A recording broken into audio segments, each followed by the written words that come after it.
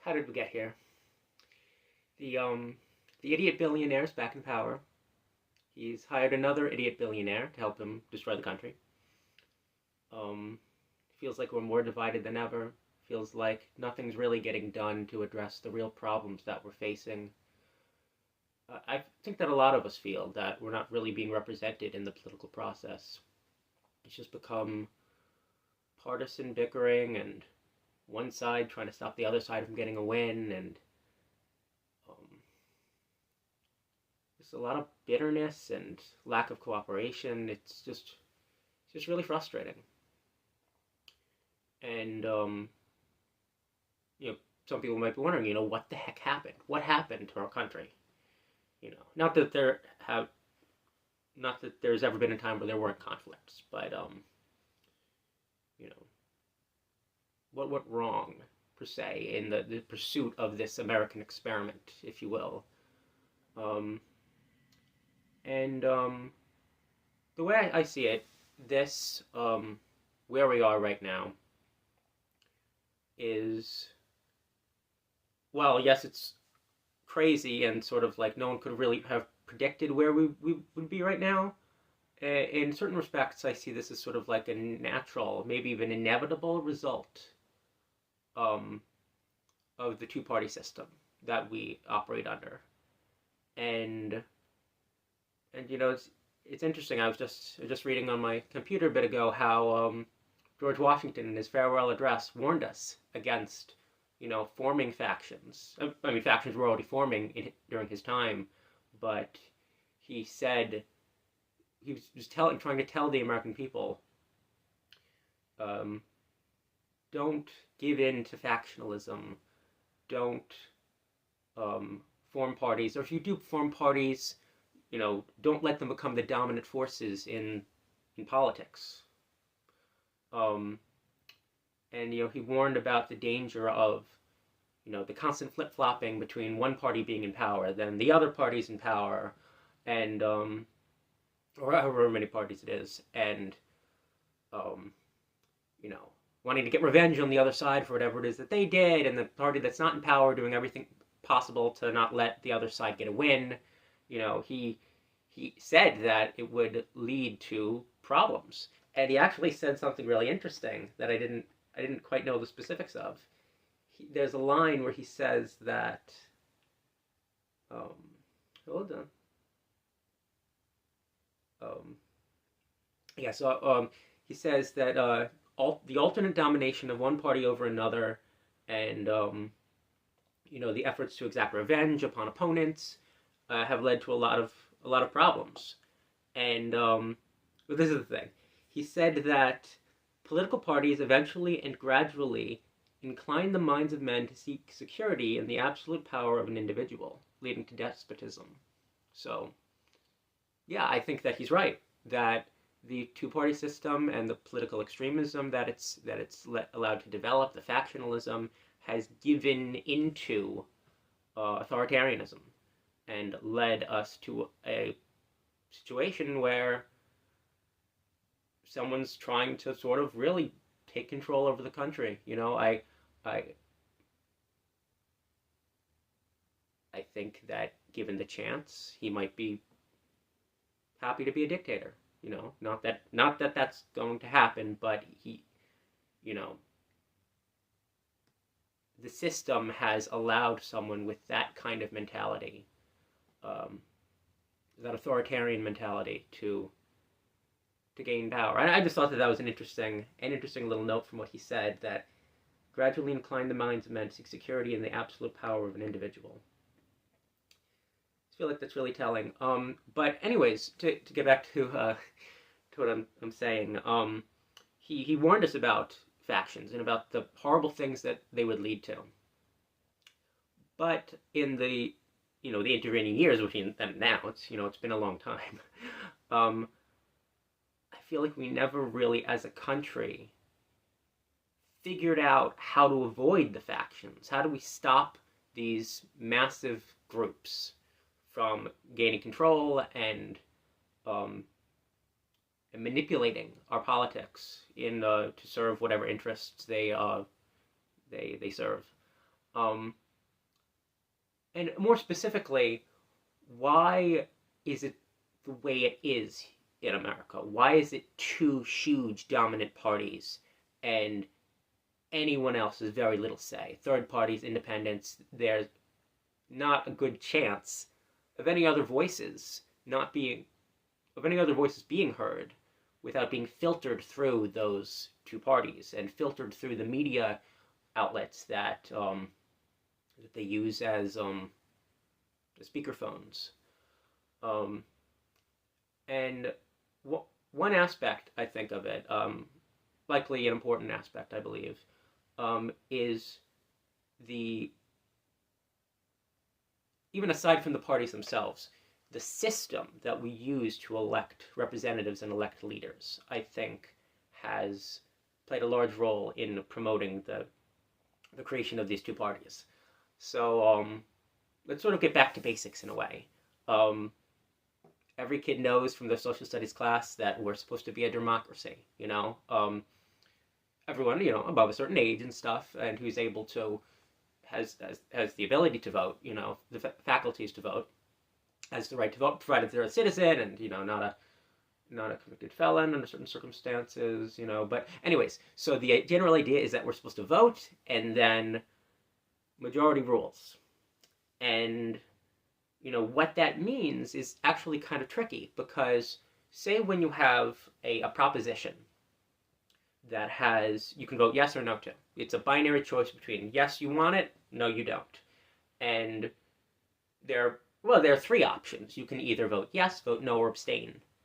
And the situation's pretty clear.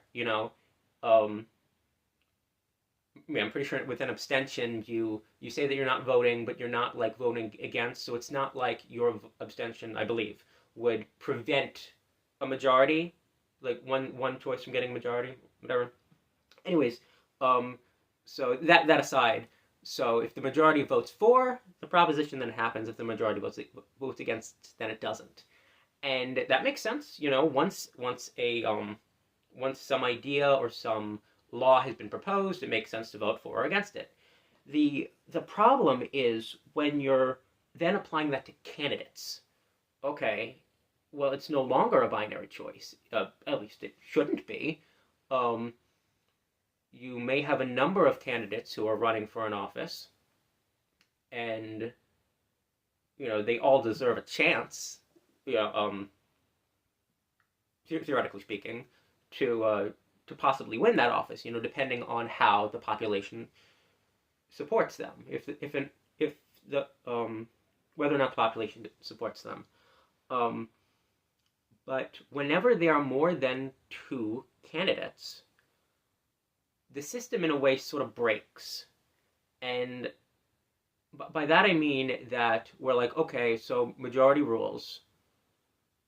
But then, okay, what if no one gets a majority? If there are more than two candidates, it's possible that no one gets more than 50% of the votes.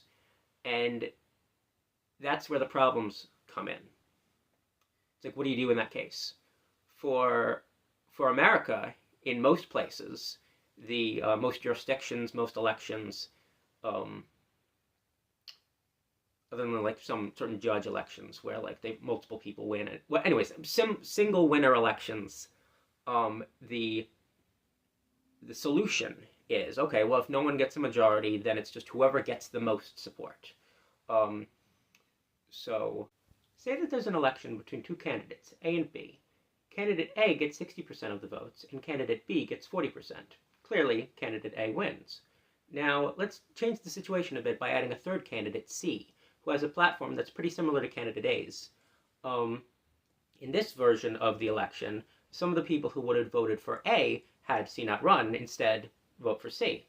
And then we could imagine a scenario where candidate A gets, say, 35% of the votes, candidate B gets 40%, and candidate C gets 25%. Those 25% coming from what would have been candidate A's supporters. In this situation, now candidate B wins, which neither candidate A nor candidate C would likely want, since they have similar ideas and they're more different from candidate B.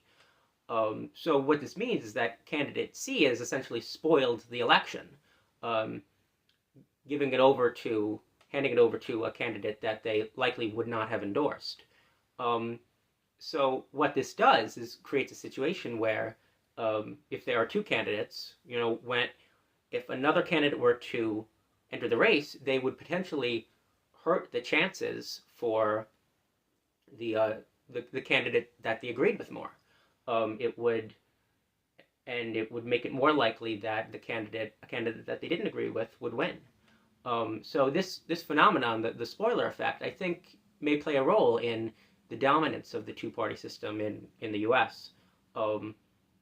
Because neither side would want competition from similar politicians or similar parties, because that would split the support and possibly throw the election to the other side.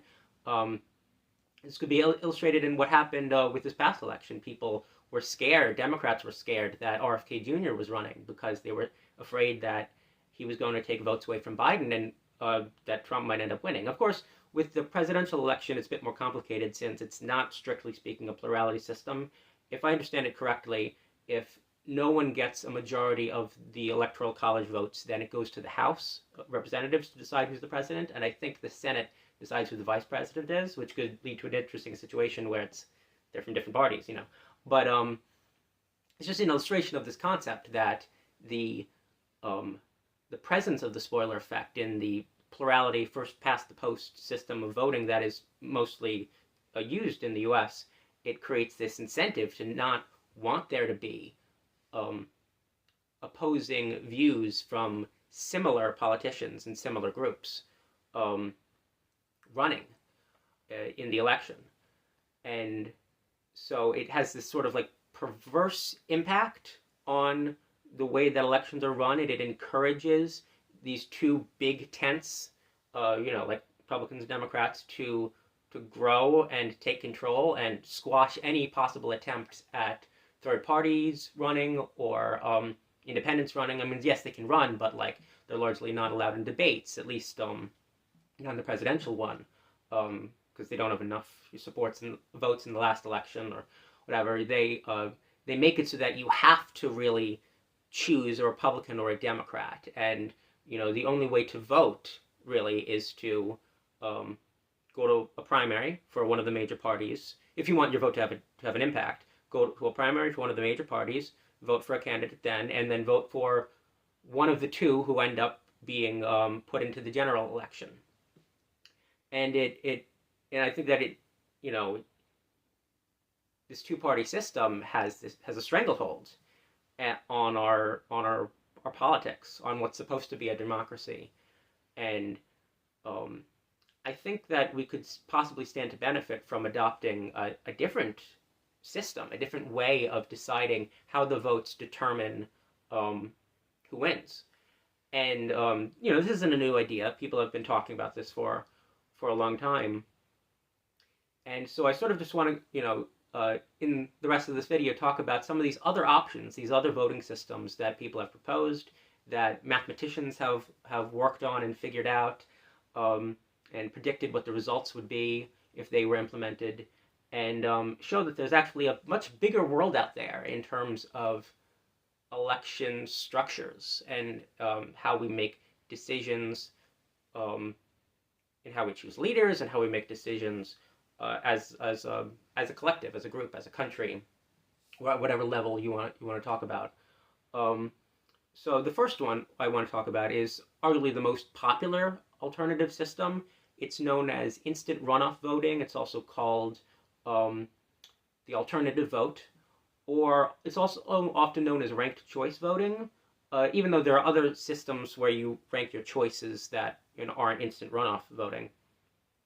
But so I'll start with this one, and it's relatively simple to understand.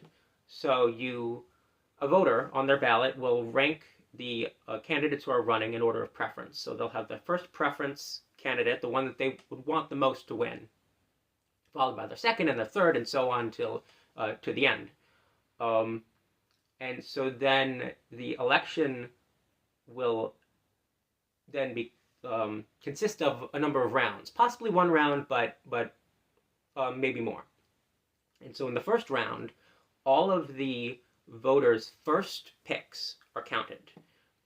Whoever they rank number one, and so all of those first picks on all the ballots are counted and added up together. And if any candidate got a majority, so more than 50% of the first person picks, then that candidate wins. Now, what if no one gets a majority? In the plurality system, it would just go to whoever got the most picks, the most votes.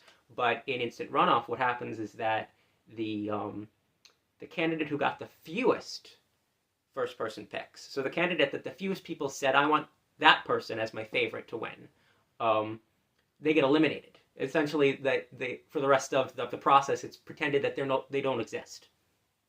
And for all the ballots that put them as number one, it then goes down to the second choice. So whatever all of those voters' second preferences would then be counted, and you essentially run the numbers again. And if now there's a majority, if one candidate gets a vote, a show of support from more than 50% of the population, then they win. If not, then the next candidate who got the lowest number of remaining top support, they get eliminated.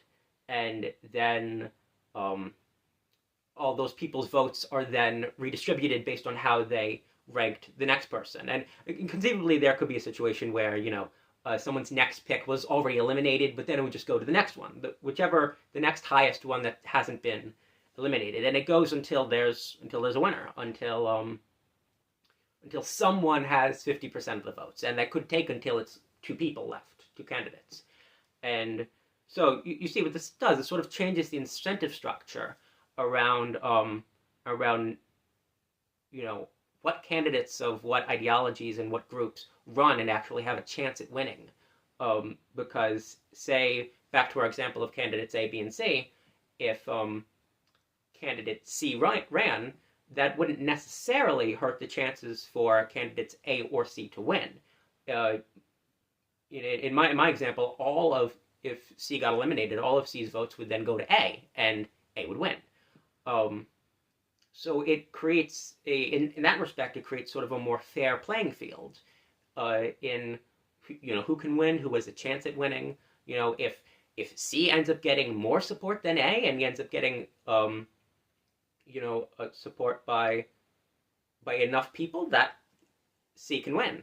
But just the fact of them running doesn't mean that it's going to automatically go to B, because B's support is unified. Support in that group is unified, whereas support in the other group is more divided. So you can see why it would encourage there to be more parties, more people running who maybe aren't aligned with the party, and it could cause there to be a fairer system. Now, what's interesting about voting systems and the current plurality first past the post system, this instant runoff voting system, and all the other ones that I'm going to talk about, is that there's no perfect system. Every voting system that has been devised, every voting system that could be devised, has problems, or at least one problem. There's actually a mathematician who proved this in, let's see, what's the date? 1973. So Alan Gibbard proved in Gibbard's theorem that there's essentially no perfect voting system. To be a perfect voting system, in as seen in this theorem, it would have to have a number of criteria satisfied. One, it can't be random. It has to be deterministic. It's based solely on the way that the people in the election vote. There's no random coin flip or anything like that thrown in there. Second criterion, it can't be dictatorial. So it's not like one voter just automatically decides how the election run. It is what the outcome is, and everyone else, really, their say doesn't matter. So it has to be deterministic, can't be dictatorial. Criterion 3, it has to allow for there to be more than two candidates. So that's criterion 3. And then criterion 4 is where it gets really tricky. In order for a voting system to be perfect, there can't be an incentive in an election for there to be tactical or strategic votes. So by that I mean that a voter can't have an incentive to vote dishonestly or not perfectly honestly in alignment with how they feel about the candidates, because they know, or they believe that they know, how other people will vote, and that then influences how their votes will then determine how the election, what the result is. And that might be difficult to understand at first, but I'll make it clear what I mean. So there's no voting system that satisfies all four criteria. There's no voting system that's not random, that's not dictatorial, that allows there to be more than two candidates, and that doesn't leave open the possibility for there to be incentives for tactical voting that are dishonest and designed to make the voters' desires more likely to happen, even though they're not really in alignment with their actual preferences. So instant runoff voting, IRV, the IRV system is not perfect, just like first past the post isn't perfect. And it's not perfect in a number of ways.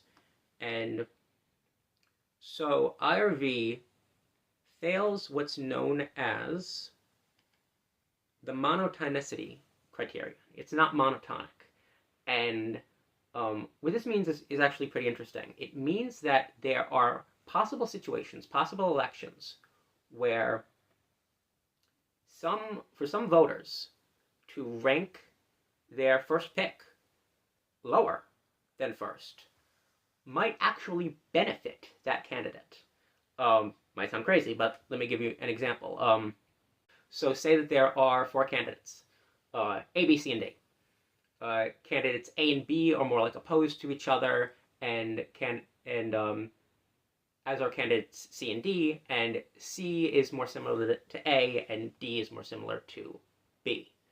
Now, it's possible that there could be situations where, say, the election is won by B, but had some of the voters who voted for A voted for, say, D, it could have changed things. How so? Because perhaps if some of those voters switched from voting for A to voting for D, it would have allowed D to survive the first round of elimination and cause B to be eliminated. Sorry, not B, C to be eliminated. And there's a world in which a lot of those votes for C would then turn into votes for A, because a lot of those voters, their next preference would be A, and it's possible that there might end up being more votes for A unlocked by candidate C being eliminated, than if those people I talked about who switched their votes had just stayed with A. These situations may be unlikely, but there's a possibility that things like this can happen, where voting someone higher than your first pick, voting your first pick lower, could actually increase their chances of winning. I know it's crazy. So there's that, and there's another criterion that IRV fails. It's known as no favorite betrayal. So, taking my example again, voters could be incentivized to vote for someone else other than their first pick. That in and of itself, that's favorite betrayal. They're being incentivized to vote for someone that they wouldn't choose if they could choose anyone running to be in the office. Now, it's interesting because first past the post also fails no favorite betrayal, because, as they say, you don't want to throw your vote away.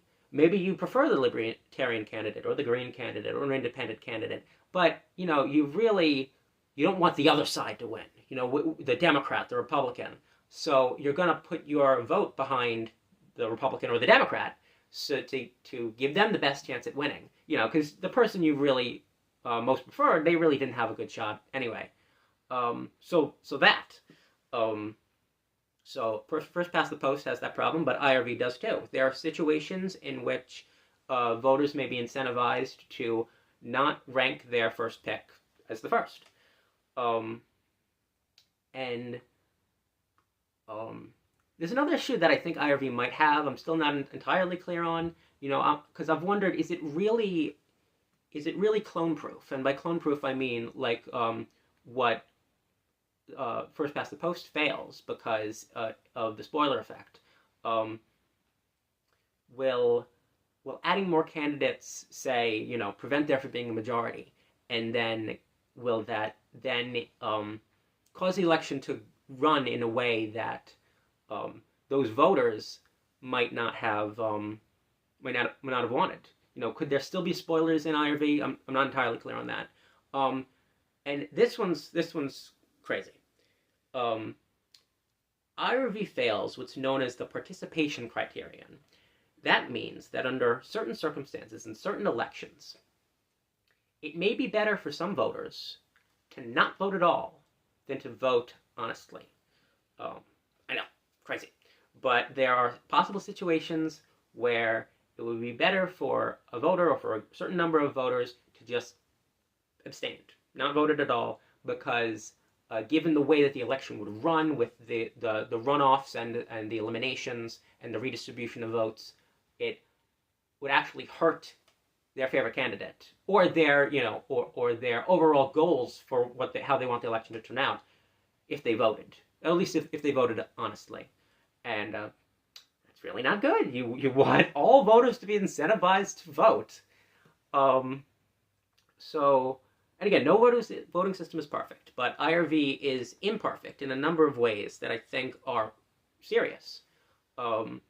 So I'm somewhat skeptical of that being like the number one, most popular alternative vote system for us to push.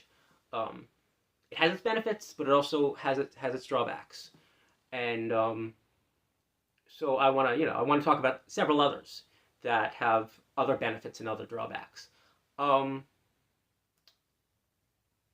Before I move on, I wonder how different it would be if in IRV voters were allowed to rank candidates equally. Like you could have 2 first picks or 2 second picks, and how that would influence the way that the election would run. Because yes, you might have an incentive to vote a lower preference higher than you would honestly to, again, make the election work out the way you want, but that doesn't give you a reason to then vote your first candidate any lower than first place. Unless, of course, IRV isn't really clone-proof. But anyways, so there are different ways to tweak different voting systems that make them better at satisfying different criteria and makes them more fair and less prone to perverse incentives. But that's just something I wanted to note. Yeah, we have quite a few more to go through. The one I want to talk now is called Buckland voting. Now, Buckland voting, I'm pretty sure, has been used in America in the past, in like the 1800s or something, but it's not really used anymore. To start with, it's sort of similar to IRV in that voters rank the candidates in order of preference, and all of the first preferences are added up, and if one candidate gets a majority, then they win. Now, the difference is that if no candidate gets a majority, no candidate is eliminated. The second preferences listed on people's ballots are then added on top of onto the first ones. So all those votes are then added into the math. And if by those second preferences being added, now a candidate does have a majority, does have support from more than 50% of the population, then that candidate wins. If multiple candidates end up having majorities, because again we're counting votes from we're counting multiple votes from the same person now.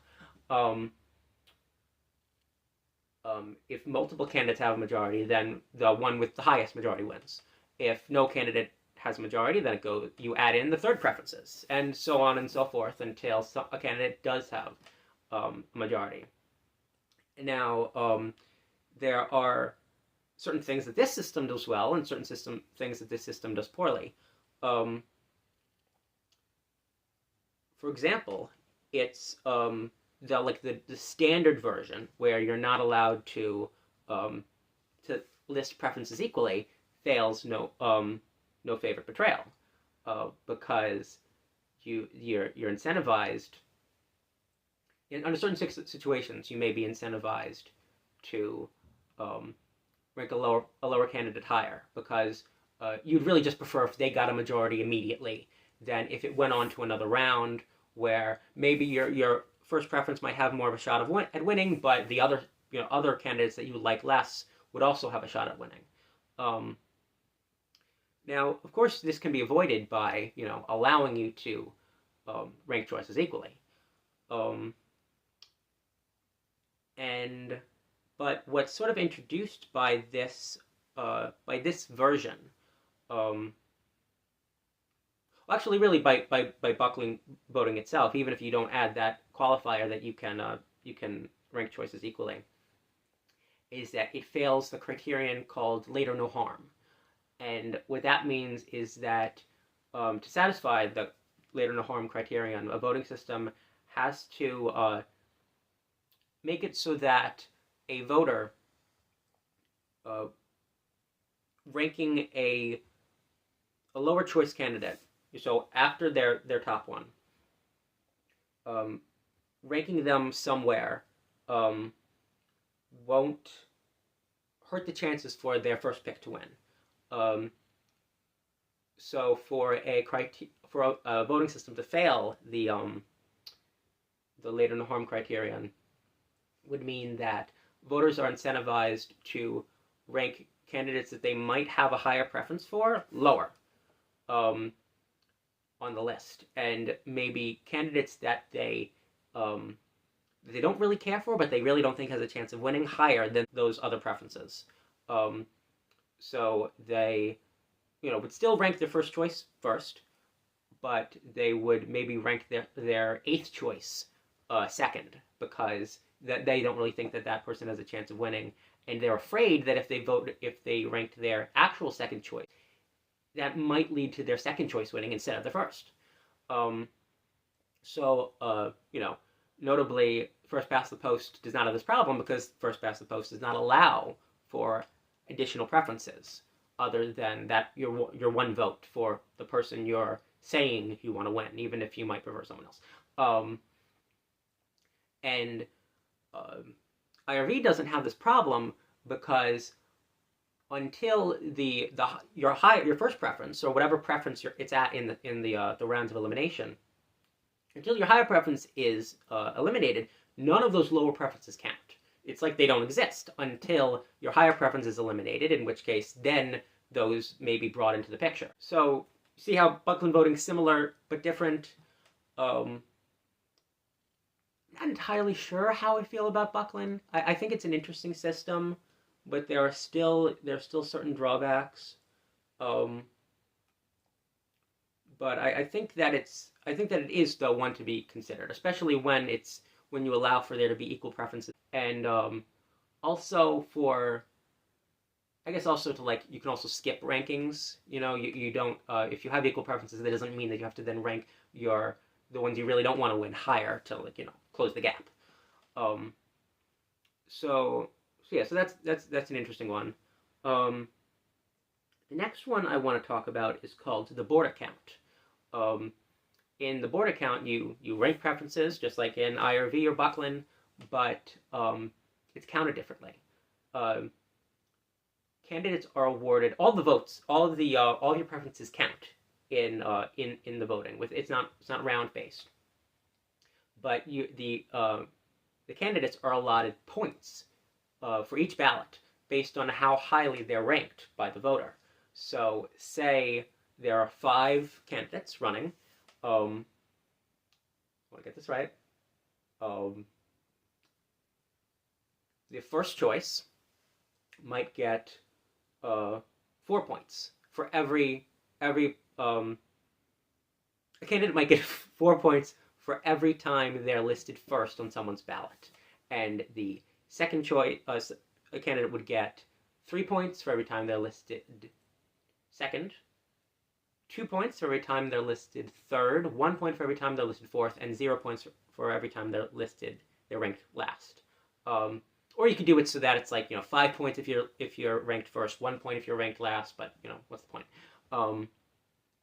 So so all the votes count, all the preferences count, but they don't count equally. The higher a candidate is ranked by a voter, the more that vote for them counts. There are more points the candidate gets as a result of that vote. So again, changes the incentive structure around voting. Now there's really not so much the same incentive to try to block third parties and independents from running, because the addition of those extra candidates doesn't affect the election in the same way that it would under first past the post. Just because another candidate has entered the race that some people will vote for, that doesn't mean that they're not voting for someone else who was already in the race.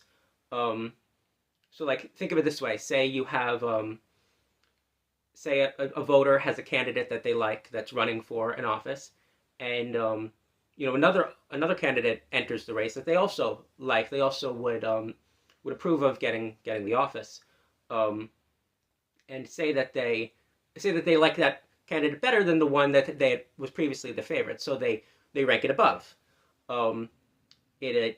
The same sort of spoiler effect thing doesn't happen in this version, because say the person that they previously would have had at the top would have gotten 3 points. This way around, they add another candidate above that. The candidate that was previously on top is still getting 3 points. The more candidates are in the race, the more points that a candidate gets for being at the top of a given ballot. So the other candidate isn't then like hurt by the new candidate coming into the race that the person prefers. And then also something interesting happens if, say, a new candidate enters the race that a voter likes, but they don't like as much as someone who was already in the race, who's their top pick. Ranking that candidate below them, it doesn't hurt the first pick either. In fact, that extra candidate entering the race actually, in a way, helps the other candidate, because they have more points being at the top. So it's kind of like an inverse situation to the spoiler effect, whereas in the spoiler effect, you want as few as possible candidates, as few candidates as possible, like on your side, in your camp, because you don't want to split the support in your group. You don't want to throw the election to the other side or another group. But in that's in first past the post, but in the border count, it actually helps to have more candidates on your team, so to speak.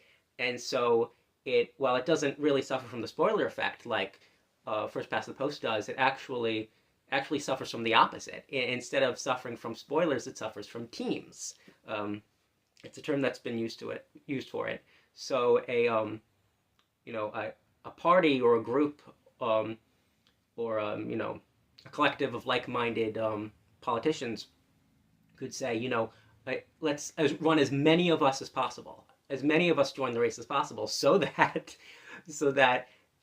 when people vote for us, people who like us, when they vote for us, the people they don't like will be at the bottom, and they'll get as few points as possible. But our group that is being supported by this group of voters will end up getting a whole lot of support. The person at the top of that person's ballot is getting more and more points for being at the top, depending on how many people are in the race. So political groups are sort of incentivized to add more candidates to the race, to sort of create that wedge between the opposition and whoever's at the top, which they hope is them. Well, yeah, for people who are voting for them, they would be at the top, So it's kind of weird. It suffers from the opposite, and interestingly, there is sort of a way to avoid it. And one way that I'm aware of that sort of avoids it is called the Dowdall method. And it's actually used, I believe, I'm sorry if I'm not pronouncing this correctly. It's used in the country of Nauru, um, in like the Pacific region, to elect members of parliament. And so what this does is somewhat different. So instead of it being like, okay, the person in last place gets 0 points for being in last place, the person in second to last gets 1 point, third to last 2 points, and so on until you get to the person at the top. Um, which again creates that incentive to put a bunch of people in the race to increase that margin, increase that separation between the opposition and your side. Um, what the Dodal method does is it sets the top preference as a certain number of points. I guess like 1 point. You can have it be 1 point. So if you're ranked first on a ballot, you get 1 point for that. Then if you're ranked second. It's like you get like half a point. And then if you're ranked third, you get a third of a point. Fourth, a fourth of a point. Fifth, a fifth of a point, and so on. So it changes the way that the rankings are counted and what they mean in terms of scores. And there's not that same incentive to add a bunch of candidates into the race to make your side do better. I mean, there's still somewhat of an incentive, but not as much in that, the further down you go on the ballot, the closer the points, the point amounts get, the fractions. So there's still somewhat of an incentive to do that, but you can't give your side like 20, give the top person on a person's ballot like 20 points because of all the people that are running in that person's favorite group. So you see how there's a way to sort of get around it. The board account though does still suffer from favorite betrayal, because there you might be incentivized to rank someone else higher than your first pick because you care more about defeating the other side than you do about getting your actual ideal pick to win. So it's like, oh, let me rank my second choice first because I really just want to make it easy for them to win, and rank my first choice second. If they win, great, but I'm really more scared about my eighth choice winning. Of course, there's a way around that I've discussed before. Allowing for equal rankings, and then I get skipped rankings to go along with that. So it's interesting. So it's a way to rank candidates. It's considered an ordinal voting system, in that it's the order of candidates that matters. The relative placings of the different candidates that counts. But making these certain changes, like having it not be the maximum number of points being dependent upon the amount of candidates in the race, and allowing for equal and skipped rankings, it sort of makes it more similar to a cardinal voting system, which I'll discuss some of those later, where each candidate is essentially judged separately by the voter. It's a rated. Those are rated instead of ranked voting systems. So Borda is still ranked, and there are still issues with most or all ranked. With all of them technically, all ranked voting systems, all voting systems anyway. But you can sort of make it better, make it work better. I think, in my view, be less problematic by making it more similar to a cardinal voting system. Still ordinal, but more cardinal-ish. So it suffers from teams. It can, under certain circumstances, suffer from teams. It can, under certain circumstances, suffer from no favorite betrayal.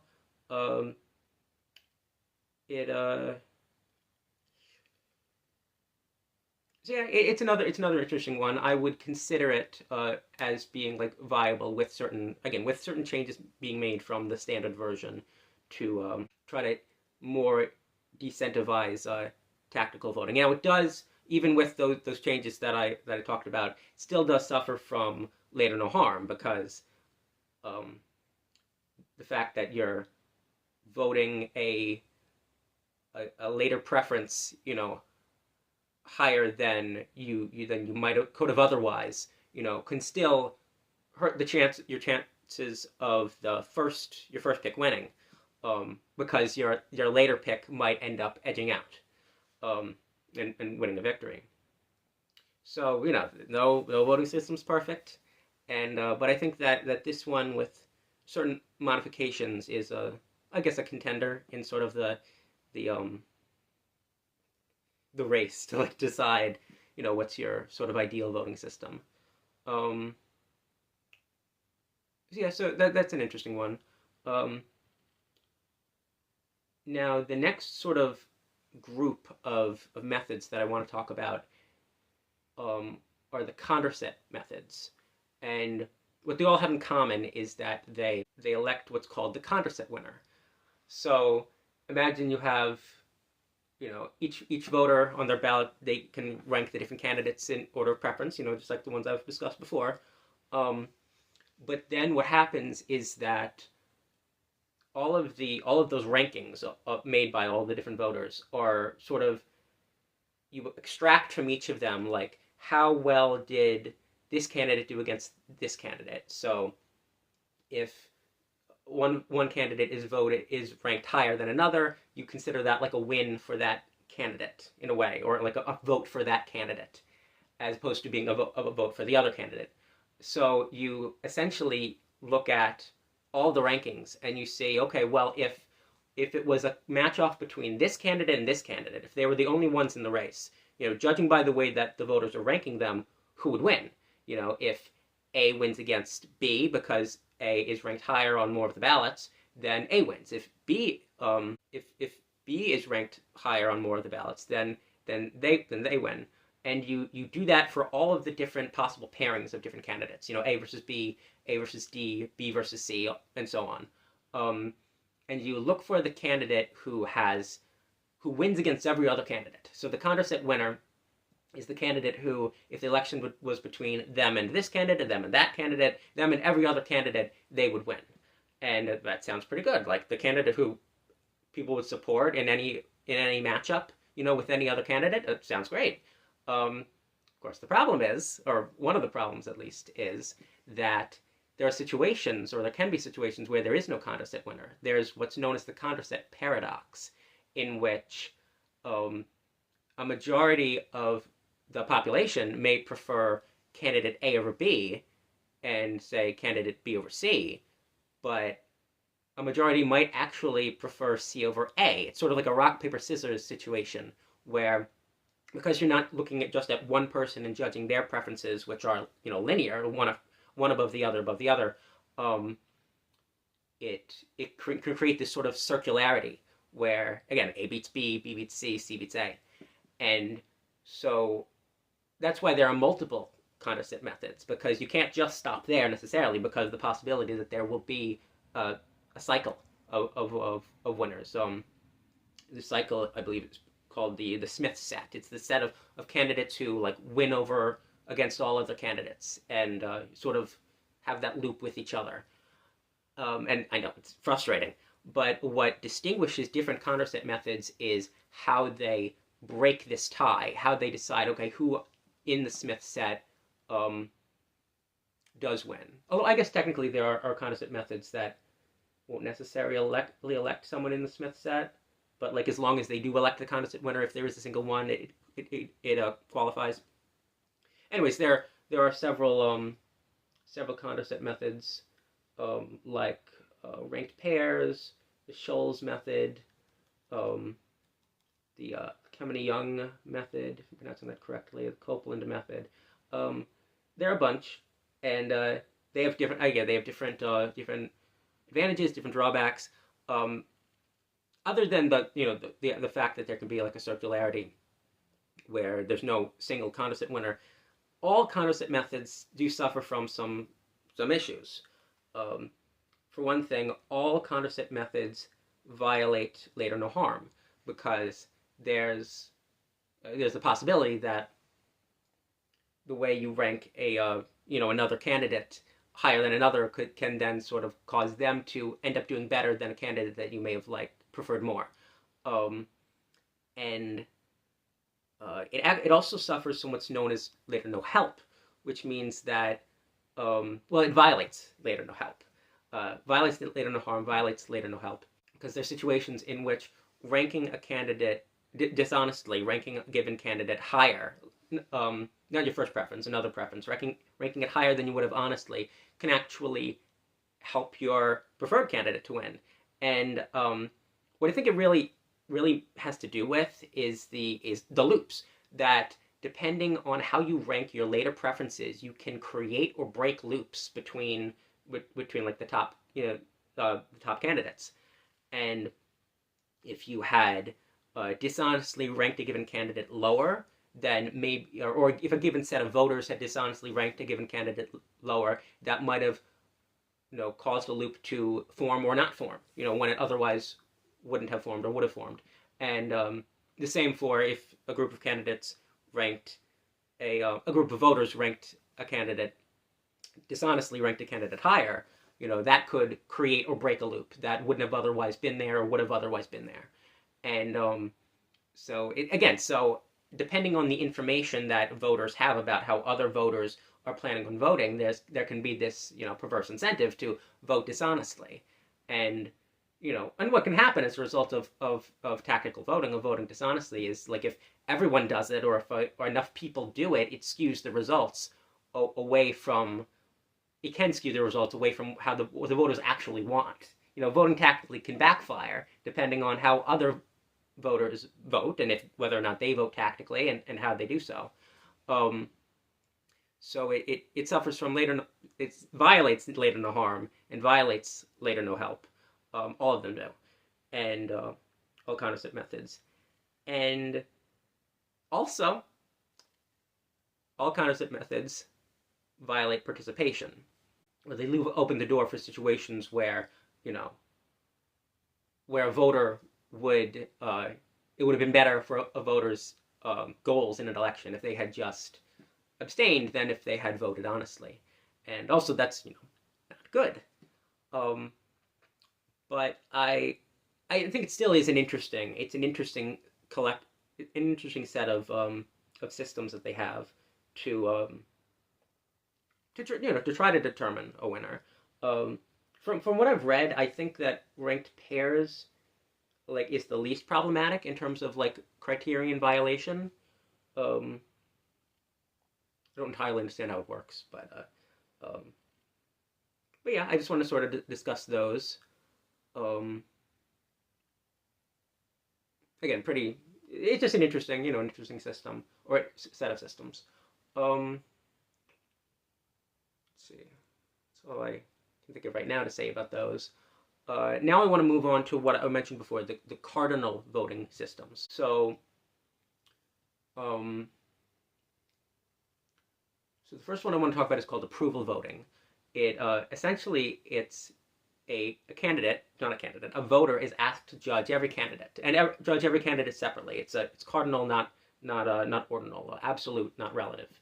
And for each candidate, a voter is asked, do you approve of this candidate or not? Do you approve or disapprove? And they indicate whether or not they approve of this candidate, whether or not they would be okay or happy or satisfied with that candidate winning. And so a voter gives approval or disapproval to each candidate on the ballot, and then it's all added up, and whoever gets the most approval wins. Now, the difference between this and plurality is that you're allowed to show support for multiple candidates. As many as you want. You wouldn't want to support all of them, because then it's basically the same as supporting none of them. But and so the same incentives aren't there to try to block people from running, and you're not incentivized to betray your favorite candidate because you really want to vote for the candidate who has the best chance at winning. So it's one that I'm interested in, that I think has good qualities to it. one criticism that people might levy against this one is that it's not. You can also say this thing about border count, uh, is that it's not um, technically like a majoritarian system. So a majority of voters, a majority of the people voting, you know, but having one candidate as their top pick to win, it doesn't necessarily mean that that top pick will win, because you don't indicate relative preference. Well, other than approving or disapproving, you're not indicating relative preferences between candidates. You're not saying like you approve of both of these candidates, but you approve of this one more than the other. Um, so it's sort of more about compromise in a way. Like, okay, well, what's the candidate that the most people are okay with winning? That they would approve of them winning, even if there there is a candidate that if it was a plurality or was honest plurality, honest first past the post, would get a majority, because the approval voting sort of values more the idea of consensus or compromise over an absolute majority, because it would like to avoid a situation, or people who promote it at least would like to avoid a situation where, like, yes, one candidate might have a majority, but everyone else who's voting hates them. That's what a majoritarian system allows for. And if but under approval, if a majority of people approve of a candidate, but everyone else disapproves, and then there's another candidate that's approved of, maybe not everyone's, not as many people's favorite to pick, but still approved by more people than that first candidate, it would give the election to them. And of course, if it is an election between two people, or two candidates, when it's a binary choice, it essentially defaults to majority, because there are only two options. Unless you're gonna support both of them, which is basically pointless. You choose one or the other, and whoever gets the most support wins. So in a two-person election, it is majoritarian, and I would argue that in an election with more than two candidates, trying to get a majority, trying to get more than 50% of the voters to back one candidate over all others, I think it's not necessary. I think it's kind of misguided, and it kind of misses the point. I feel like it's taking that binary,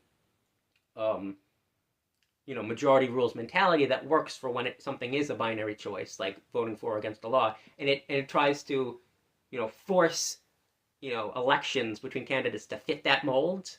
And yes, I understand, people sort of have an attachment to the idea, but I think that when you're applying it to an election where there are more than two candidates, and in most elections, I think that there should be more than two candidates, allowed, and it should be, if you want to run, you should be able to run. And so I think that it's okay, at least in my opinion, it's okay that the border count, it's okay that approval voting, and it's okay that score voting, which I'm going to talk about too, isn't technically majoritarian. Now, interestingly, it can be. Approval voting can be majoritarian if, a majority of people, support a given candidate and decide to not give their approval to any other candidate. So, say 51% of people support candidate A, and they really want candidate A to win. They can, decide to, even if they like even if they like candidate C, they can decide not to approve of them. They can disapprove of them, because they care more about A winning than about A or C winning. They're sort of willing to take the chance of another candidate they might not like winning, because they care more about their first pick winning. And so sort of the other issues with this that maybe you just got a hint of while I was talking about the last thing, is that approval voting, like all cardinal methods, suffers from later no harm, because say you have a first pick and you approve of that pick, but then you have a second pick that you would also like to win, not as much as the first one, but you would approve of them winning, and so you mark them down as approved. it can cause them to win instead of the other one. If enough people approve of that candidate as well, and based on how all the votes are add up, it can be disadvantageous for people who care most about their first pick winning to give approval to a lesser choice that they still approve of. So there's still right this incentive to possibly vote tactically or vote strategically. There's really no incentive to betray your favorite, because that voting, similar to Bordeaux when you're allowing for equal preferences, voting your first pick lower doesn't mean that any of your other picks are higher. It doesn't improve the chances for C to win if you rank A lower, rate A lower. So you see how it's different. And of course, yes, I also want to talk about score voting, which is like approval voting. In a sense, I would consider approval voting to be a special case of score voting, where in approval voting, you choose to support or not support a given candidate. Think of it like literally binary, like you choose to give them 0 points or 1 point. In score voting, there are more possible points you can give. You can give candidates. So say it's like you rate a candidate like 0 to 10. You can give your favorite candidate 10 if you want. If or 9 if you want. If you think that there could have been a better candidate out there. You can rate your least one. Your least favorite 0. If you want, or if you think that they have some merit, if you're trying to be fair, you can rate them, give them a 1 or something. So you give points, you give a score to each candidate, and you give them separately. It's ordinal. I'm sorry, it's cardinal, not ordinal. So you see how if approval voting is essentially score voting, just when it's it's a single point that's on the line for you can give a candidate 1 point or 0 points.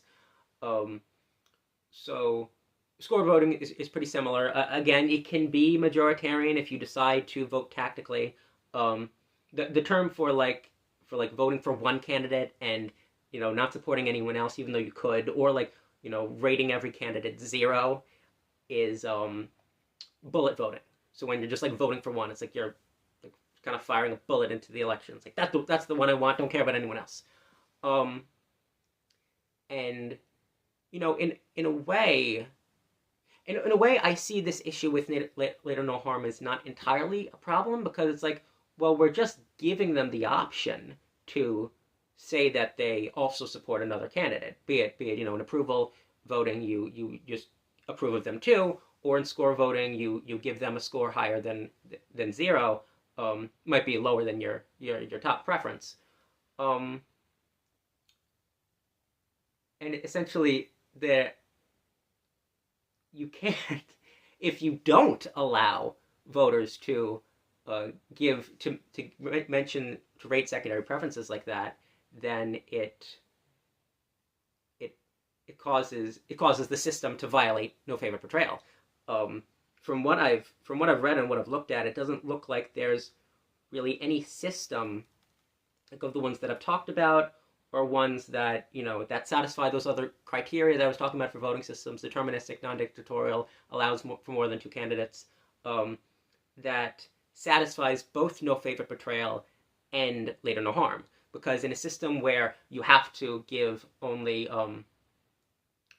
one pick, your favorite to vote, or if like in IRV, if you're allowed to give multiple picks, but those lower picks don't matter, they don't count until your first one's eliminated. It's systems where you're limited in that way, in which you can't show lower preferences the way that you can under some of these other ones. There's always going to be the possibility that voters will be incentivized to not vote their top pick first, because they care more about the other side not winning, putting the best candidate forward for the job, for the office, than getting their actual honest first pick in. Now, and candidates that do satisfy no favorite betrayal, because they allow for you know other preferences to be heard and to be listed on ballots. They open the door for those later preferences to hurt the chances of their top pick winning. So you can't really have it both ways. Either it violates no favorite betrayal, or it violates later no harm, or it's random or dictatorial, or only allows two candidates to run in the race. So it's like, I feel like it's kind of okay to give voters the option to vote, to give their later preferences for candidates. Even if it may help those candidates beat their higher preferences, just give them the option if they want to. And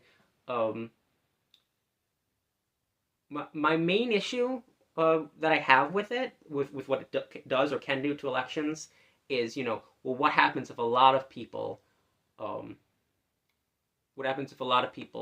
like bullet vote, or like vote, rate their high but not first preferences lower than they honestly would. I say in approval voting, if everyone just voted approved of their top pick and disapproved of everyone else. So in score voting, if everyone gave their top pick a 10, and gave everyone else a 0, there's sort of a danger that if that happened, then it would sort of reintroduce the spoiler effect. Because, if everyone's only voting for their top pick, then for a new candidate to enter the race that's similar to another candidate would end up possibly dividing the support, taking support from that other candidate. And because, the other side or another group, their support is more united, and if a lot of people are bullet voting, and it recreates the same problem that first past the post has. Now, this wouldn't necessarily happen, but it could if enough people bullet vote. Again, it's not a problem if everyone votes honestly, but and approves of or rates candidates in like the way that they actually feel. But if enough voters care more about just getting their first pick to win, no matter the cost, or giving them the best chance at winning, no matter the cost, then it can create a situation where it's like first past the post all over again. I've thought about one way to possibly combat this, and that would be by like a change to approval or score voting, by essentially allowing voters to like reject a single candidate. So you can approve or disapprove of however many candidates as you want, give candidates whatever score you want, but then there's one candidate that you can only pick one to essentially uniquely single out as like, I don't want this one, I reject this one. And so what that would do is say that there's a situation where everybody's bullet voting, or a lot of people are bullet voting for the candidates that they prefer the most.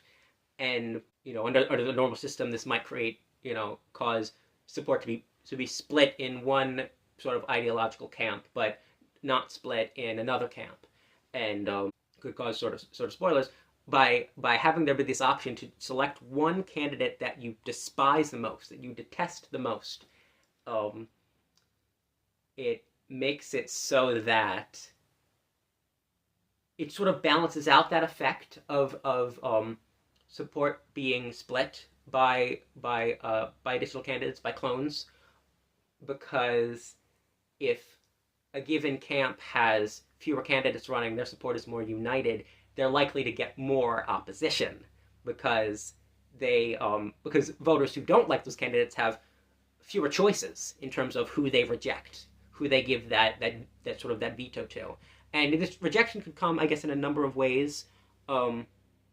Say that a disapproval counts as like 0 points, an approval counts as 1 point. A reject could be -1 points that then goes into the math and hurts the chances of that candidate who's being rejected by the voter of winning, hurting the chances of winning. And in score voting, it could be -1 point, it could be -5 points, -10 points, and so we try to balance out that effect of bullet voting. And I've actually thought about the fact that this could be applied directly to first past the post. you have one vote for and one vote against. Of course, it still, it still fails no favorite betrayal, because you might not you might be incentivized to not vote for your top pick. But it while still possibly being vulnerable to spoilers, it sort of counteracts that effect in a way by, or yes, a new candidate entering the race splits support for their sort of group. It also splits opposition. So it, voters who don't approve of those candidates now have to choose, well, which one do I want to reject? Which one do I like less? So it's just sort of an option that I think is possibly a viable option to try to combat the whole bullet voting thing, and it could be implemented or not implemented, maybe depending on how many people bullet vote in like the previous election. I don't know. It's just an idea. One criticism that I've heard levied at score voting in particular is this idea of, can you really compare, can you really take ratings by different people, by a group of people, and sort of sum them all up into one rating? In that, like, say that it's like you can rate candidates from 0 to 100. Is one person 73? How does that really compare to another person 75? Because each person is using sort of their own subjective scale of how they're judging candidates. And one can wonder, is it meaningful when you get down to certain minute differences in scoring among different voters for different candidates? Does it work to produce an actual meaningful overall total rating score set for the different candidates? And I think that that's like a valid criticism. I think that it makes sense, this idea of, can you derive group utility from all the individual utilities? I guess sort of my suggestion for that, to try to mitigate that, is to try to make the spread of possible scores relatively small. Like I would say, like, how would be like 0 to 4, where it's like 2, giving someone a score of 2 is like middle of the road, take them or leave them, don't really feel one way or the other about them. -1, I don't like them. Sorry, not -1. 1, I don't like them. 0, I hate them. And then 3, I like them. They're not maybe ideal, but I like them. 4, I love them. I think that they're a great choice. Just trying to sort of condensing those options so that it's the difference between each possible scoring is more meaningful. Like that, there's a difference between a 0 and a 2 and a 3, whereas there might not be the same real difference between a 72 and a 73. Because you're taking different voters with different ways of judging candidates and stuff, possibly using different scales, in their minds. So that's what I would say to sort of help score voting. Or you could just use approval voting if you're fine with this idea that voters can only indicate preferences by saying if they approve or disapprove of someone. One advantage that I think approval voting has is it's more of a practical one. It would be easier to implement. You would, in a way, you could just like take a standard first past the post ballot and just allow people to vote for multiple people, because that's essentially what it is. By voting for someone, you're approving of them. By not voting for them, by not filling in that circle on the ballot, you're not. And it doesn't have to be formatted that way. It can be like for each candidate, approve or disapprove. Enter draw in the circle. But if you want to do it, like the simplest way to make the change would just be, you can vote for as many people as you want. And some people will be like, whoa, no, majority rules, blah, blah, blah. One person, one vote, blah, blah, blah. But I think that those objections miss the point. And, like, again, majority rules, I think that it makes sense when it's a binary choice. But when it's not a binary choice, I don't think that it's as valuable of a standard for judging voting systems. And I don't like the outcomes that happen with or the potential outcomes that happen with voting systems that try to be majoritarian. They may fail no favor betrayal. They might not be monotonic, and so again, I sort of understand the sentiment of majority rules, but I think that it's more the world of voting is more complicated than that, and there are certain situations like when it's more than three candidates, when majority it's not as desirable as if it was a binary choice, in which case it's like obvious, yeah, majority rules. Um, and then with one person, one vote, yes, that's another thing people say, one person, one vote, and that what I would say about any voting system that I would support to like replace first past the post is yes, it's maybe it isn't technically one person, one vote for one candidate, but it's not like one person's vote matters more than another. Each voter has the same amount of influence or potential influence on the election as any other. It might depend on how they choose to exercise that power, um, but it may technically not be strictly speaking one person, one vote for one candidate, but it satisfies the spirit of it, the purpose of that idea, and that no one intrinsically has more power than anyone else when they're voting. Um, so that's what I would say to those two objections. Um, and let's see, in terms of where I actually lie and like which systems I support the most, I I think I'm somewhat partial to the cardinal methods or the methods that have elements of cardinality in them, like say Buckland or Borda, if you allowed for equal and skipped rankings. Um, Still not sure about IRV. Some of its issues, like I'm not sure could be solved just by doing that. Although I'd be interested in seeing like how that would work. Like how would an instant runoff election work with equal and skipped rankings? It might be interesting, but maybe I can do like more. I can look into that at another time, or I don't know. But like Buckland and Borda, when you're allowing for equal and skipped rankings, and then systems where you're not ranking at all, where you're either approving or disapproving, or you're giving ratings to, giving scores to. Um, I feel like those are, for me at least, sort of the most promising ones, because of the pitfalls and the first incentives that they do avoid, despite the fact that again they're not perfect. Um, and I would, maybe again propose like, well, if you can reject one candidate, and that could sort of offset the effect of bullet voting and the effect of split support by splitting opposition, or uniting opposition, Um, I don't know. I think that would be that some of those more cardinal methods could work well. And of course, I'm not an expert on this. I've just done my own research and stuff. Um, but I do think that you know there is a better voting system out there than first past the post.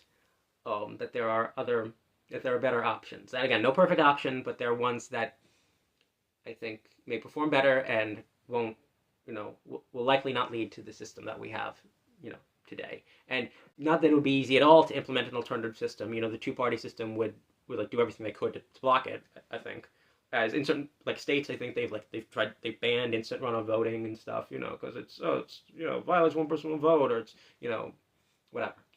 Um, but yeah, I think that we have better options.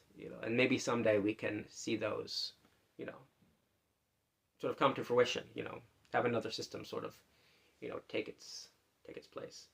Um, actually, I actually did. I was looking at like because I live in New York State, so looking at New York State law, like what would have to change in the text of the law to like adopt approval voting, and I created my own like model like draft proposal. I never proposed it to anyone. Um, but that would like adopt approval voting, and just some what would have to change in the text to make it approval voting and not first past the post. Of course, there's another issue aside from most of what I've been talking about. You know, maybe we could also stand to benefit by not having like everything or most things be like single member districts, single winner elections. So in certain other countries, they'll have like for different legislatures and stuff, they'll have a given district that that has people who vote in it for candidates and stuff can have multiple people, multiple seats filled by those in those elections, and depending on how you do that, you can devise a system where you give out seats in proportion to how the people voted. So, say that um, theoretically, say that half of the people in a district voted Republican and half of the people voted Democrat. So half of the people, let's say it's like 4 seats in that for that district. Two of those then would be Republicans, two of them would be Democrats. If it's if a fourth voted for Libertarian, 1 seat would be Libertarian. A fourth voted for Green, 1 seat would be Green. Something like that. And there are multiple different forms of proportional and multi-district voting, just like there are multiple different forms of single district voting, the ones that I've talked about. And of course, they have different drawbacks, different advantages, and some you can sort of see as like the multi-winner proportional version of this single district winner. Like instant runoff, I think is similar to what's called the single transferable vote. And there's proportional approval voting, different like multi-winner versions of single winner election systems.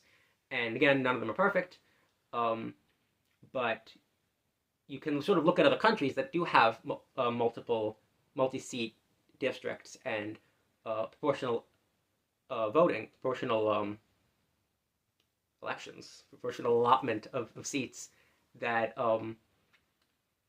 that there's more openness to third parties, more openness to people who maybe independents, people who aren't aligned with parties to join, because it's not forced into that binary. Well, certain proportional voting systems, I think, like do stress like the party aspect, where it's like party list, where like the party I think maybe chooses a list of candidates that people then, something like that. Anyways, I think that proportional voting, multi-district elections and proportional voting is again another valuable thing for us to look into, possibly adopting, and then also choosing however we want to which version we want to implement.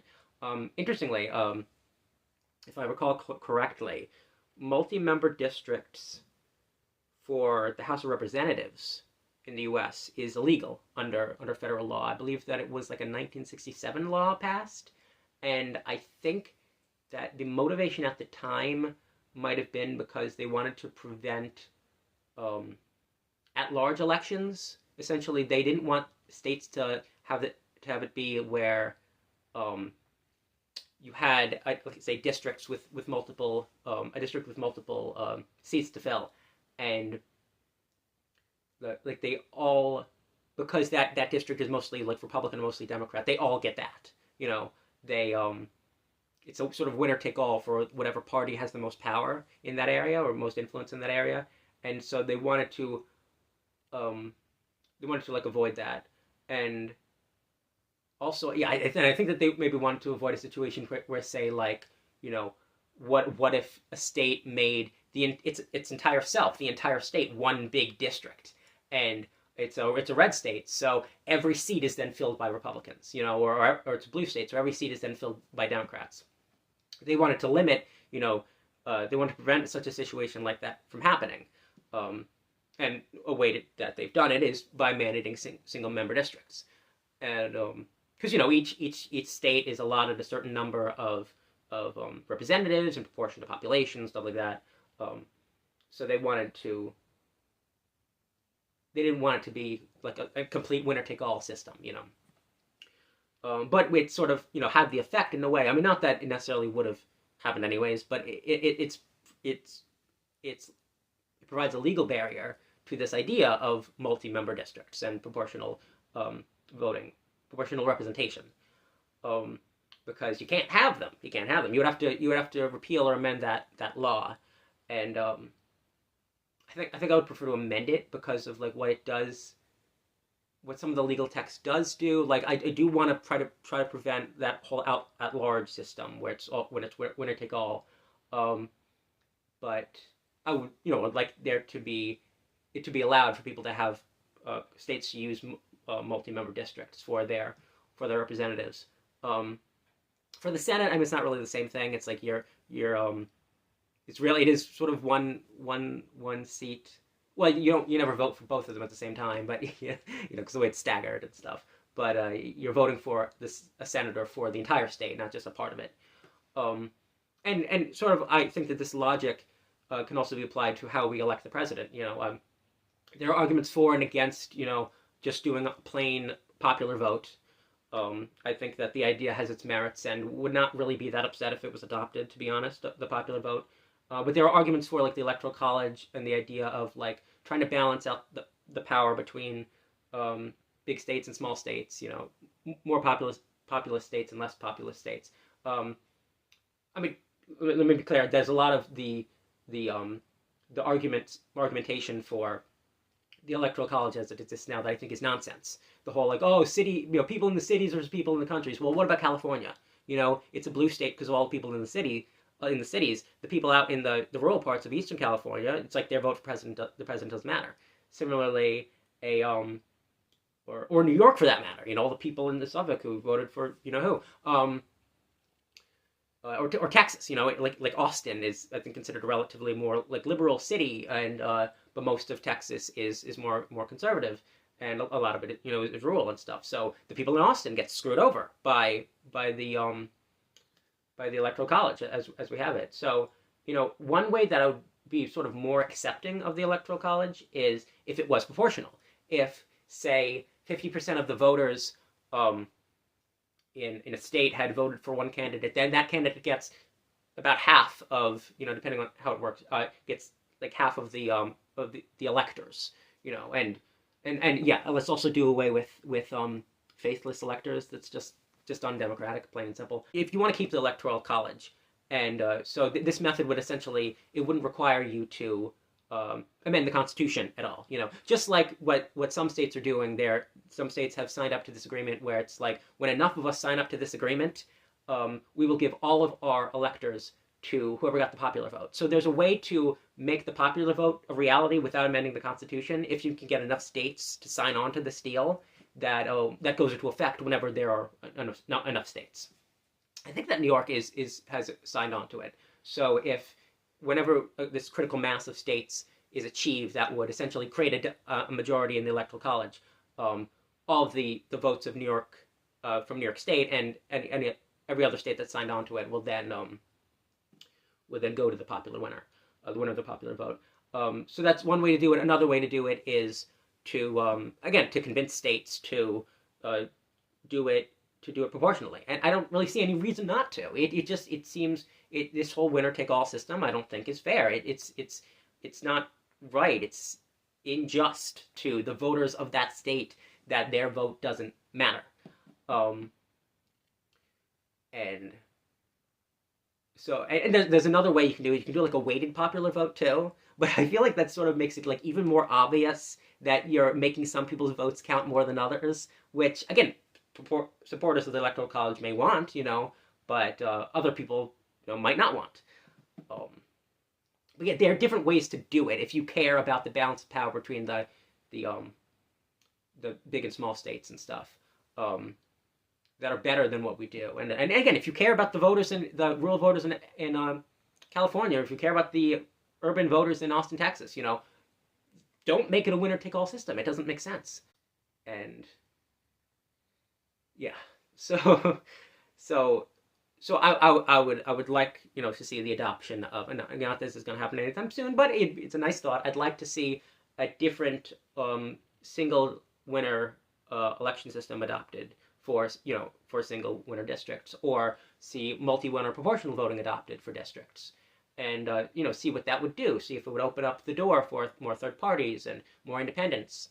And of course, now that these two huge parties exist, means that even if you change the underlying voting system, it would still be hard to lessen the power of these two parties. But at least it would structurally, in terms of the procedure of elections, open the door in a way. So these alternative single-member voting systems, the single-member district voting systems, the proportional representation, proportional voting systems, I think are valuable and have merit, and society should look into them as viable alternatives to what we have now.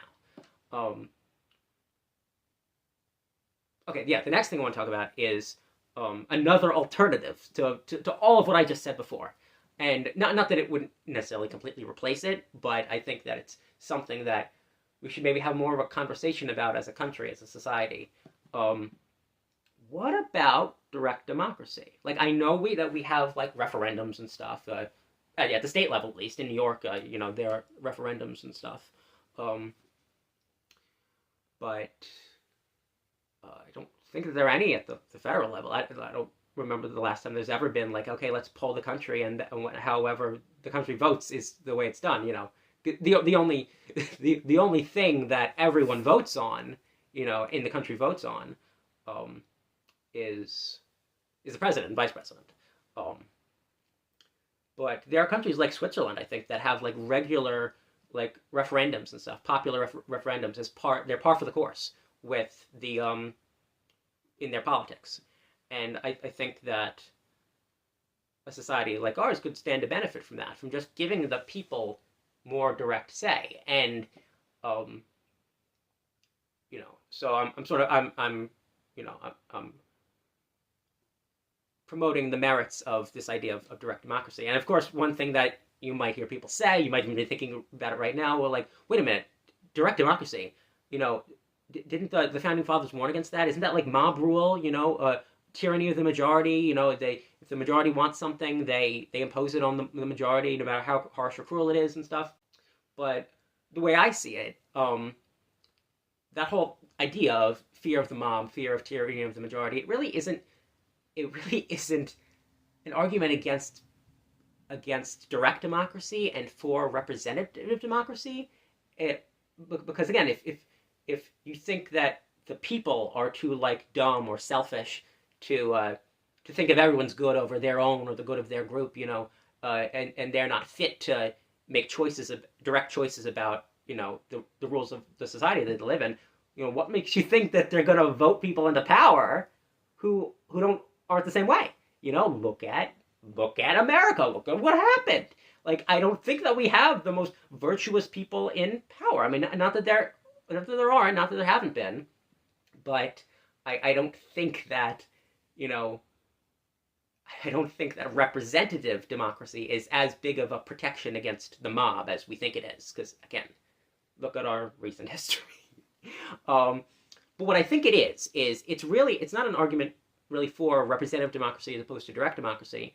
It's more of an argument for having a constitution, having there be rules in place that say what the government can and cannot do, having there be a Bill of Rights, in that constitution, say, that says what outlines, gives a non-exhaustive list of the rights that the people retain and do not yield to the government.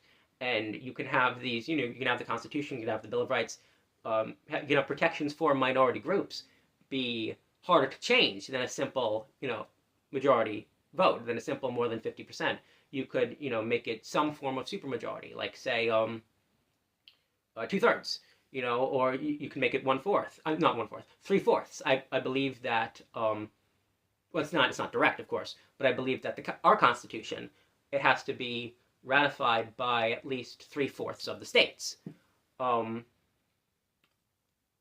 it to take effect. You can't just have like half, because when there are certain rules that have supermajorities like that, sort of the reasoning is that you don't want it to like constantly flip flop every time the majority swings in one direction, and if you've achieved some sort of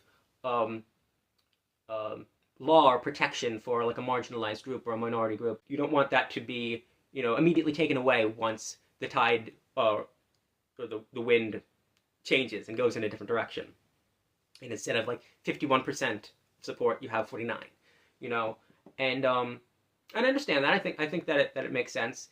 Interestingly, I read that two of the framers, Alexander Hamilton and James Madison, didn't really like the idea of supermajorities. That I believe in the Federalist Papers, they wrote about how yes, having there be supermajority requirements for certain laws to happen or to be passed or certain changes to be made.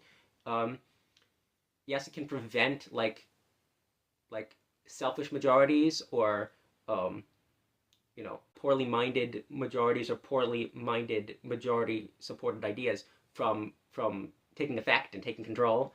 It can also prevent good things from happening. Like just look at the filibuster in the Senate. All the laws that people have tried to pass but have been rejected. Because you didn't meet this threshold um, above majority. But I think that there is merit sort of to that idea of like again being worried about giving all of the power to the slimmest majority that may happen on at a given time. And this idea of hey, let's have certain laws, certain ideals that we really care about enshrined in the law, um, that would take a higher threshold of people voting to overturn. And but of course it's sort of a balance, because you don't want the tyranny of the majority like people fear, but you also don't want the tyranny of the minority. Not that I'm nothing against minorities. What I'm saying is like a minority could end up being the rich, could end up being the people in power, or the people who have a lot of power that stand to lose that power if a given law is passed. If enough of them get together and they all oppose a law that most of the population thinks is good, it could sort of backfire. In trying to prevent the tyranny of the majority, we could allow for the tyranny of the minority. And so I think that maybe there's sort of a balance to be struck somewhere there. Like really be sure that a law or a principle is valid, is widely agreed upon. Isn't rooted in some sort of racism, sexism, homophobia, bigotry, or anything, and is unlikely to. It's unlikely that the opinion will shift the other way as time goes on. As to quote I think a Supreme Court justice, as there are evolving standards of decency. Try to make only the laws take more than a majority to pass, that you think that no one would reasonably object to. And yeah, like say the 13th Amendment. Imagine if that only took a majority, and then a majority could repeal it, and you know what I mean. So I get that idea, but again, I think that the fear of the majority, it's fear of the tyranny of the majority. It's more of an argument for constitutions and for enshrined laws that are harder than just a majority to change than it is for taking power away from the people, direct power, and giving it to representatives. And so I think that direct democracy, when done correctly, is another viable idea for society. And of course, you wouldn't have to go out and vote like somewhere, go to local elementary school and vote every time there's a referendum. You can do it like digitally or electronically or something. Of course, there would be issues with that, but there could be ways to make it more fair, more transparent, less likely for people to cheat or something. And so yeah, I think that's another thing to consider. This idea of direct democracy, this idea of popular referendums. Maybe give the people more of a say than simply by voting for people and then trying to petition those people that are now in power to do what they want. Give the people more of a voice. So there's that. So there are better single winner election systems, I think, out there than first past the post. There are proportional representation systems that I think have advantages over single winner systems. Then there's this idea of direct democracy, and I guess one more thing maybe I want to touch on in this video is so some might object. People are busy. People have jobs. Like why people don't want to be like spending so much time, maybe if it's once a week, once a month, or whatever. They don't want to keep having to put aside what they're doing to to vote on some popular referendum, and to that I say, well, maybe the solution to that problem is in the objection, in what you just said. The in a way, why can't democracy sort of, to some degree, sort of start at the workplace, like start at that ground level of people's day-to-day lives, and give people through their jobs, through what they do for a living, allow them to voice themselves, allow them to have some control over how things are done. And this sort of gets into a whole different issue. It's sort of more like a political economic issue that I may touch on in the future. But this idea of workplace democracy, this idea of like, why are companies structured the way that they are, where you have the the owners, shareholders, whoever physically owns the capital and the land and whatever it is that is being used for the business, and you have all these people who are working for them and are really a large part of what's creating the profits, creating the money, making the business work, but they're not treated the way that, say, citizens are treated in a democratic country. They're treated like they're why in what we say is a democratic country are businesses generally organized in an authoritarian way, where the members are subject to the whims of whoever actually owns it, and sort of what I'm getting at is the idea of businesses being structured in a more egalitarian way, with like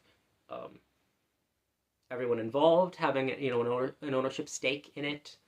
And of course, there are certain words that I won't say that people could quickly grab a pitchfork and like hurl at me. Certain words, I think you know what words. Like, oh, you support. Oh, you're talking about. I know. I may address that in the future. I think that there's a way to go about doing things that is egalitarian, that is libertarian, that doesn't or won't lead to the things that people fear and that people associate with certain terms that may be associated with what I have just been saying. But I like this idea of democracy starting in the basis being in people's everyday lives, and not just some abstract thing where it's like, oh, I'm voting on this referendum, this idea, or voting for this candidate. I'm voting on something that I am a part of in my day-to-day life. And there are different systems to make that work. I'm not saying like give companies like voting power in elections or anything. That's not what I'm saying. I'm just talking about expanding democracy, expanding the power of the people, giving people more of a say, more control over their own lives. And that's really sort of the bottom line of all of this. It's that I think that there are better ways to run what's supposed to be a democracy. And whether that's changing how we structure elections, whether that's changing what and how many parties are in power, empowering independents to run, emphasizing more direct decisions by the people, and extending it to the workplace, whatever ramifications that might mean in terms of political economy and how we organize and structure the economy. But this idea of returning power to the people, and in coming videos I might expound sort of on that idea, and I may say things that someone could call, depending on what exactly it is. Someone could call it left-wing nonsense. Someone could call it right-wing nonsense. A lot of the ideas that I've sort of been considering in like last many years, don't really fit into the left-right binary that we're sort of forced to live under, and that we're sort of made to believe they're the only choices. There's nothing outside of that. But there are other options, and so I want there to I would like for society to be more libertarian, more egalitarian, in terms of increased equality, less authoritarian, and when it feels like it's been getting somewhat more authoritarian recently in a way, or it feels like authoritarianism has been on the rise for the past decade, um, and yeah, all about giving power to the people. And of course, there's another side to that, in that you want people to be educated in, um, in ideas involving civics and politics and economics. You want the constituents to really know what they're voting for, and I feel like in some of these recent elections, I feel like a lot of people have been voting for things, or not really knowing how their votes are going to affect them. You know, it's like tons of Republicans have essentially voted for tariffs, and not that there aren't protectionists among the Republicans, but um, for decades, the Republican Party, I think, has been a largely free trade party. But because of the person who got the power in the party, uh, now suddenly tariffs galore, and um, you know, because of the state of our country, because of the animosity, the because the I think the lack of education, the way we don't prioritize creating an informed body of voters the way that we should. It creates these situations where people vote for things that, if they really understood, they wouldn't vote for. And this goes for both parties. I'm not saying that it's just a Republican thing. Um, this forcing of the binary, and everything having to be shoved into those two boxes, I think it just really hurts us. And I think that there's a whole other world out there of possibilities in how we could make decisions as a society, and how we could run a country, run a state, run a town, run a world. I just think that we can stand to benefit. So that's pretty much it for now, I think. Not sure when my next video will be uploaded, but thank you for listening to me and sharing about my thoughts on election systems. And yeah, so stay tuned for the next one whenever it comes. And yeah, thank you for being here, and I hope you have a great day.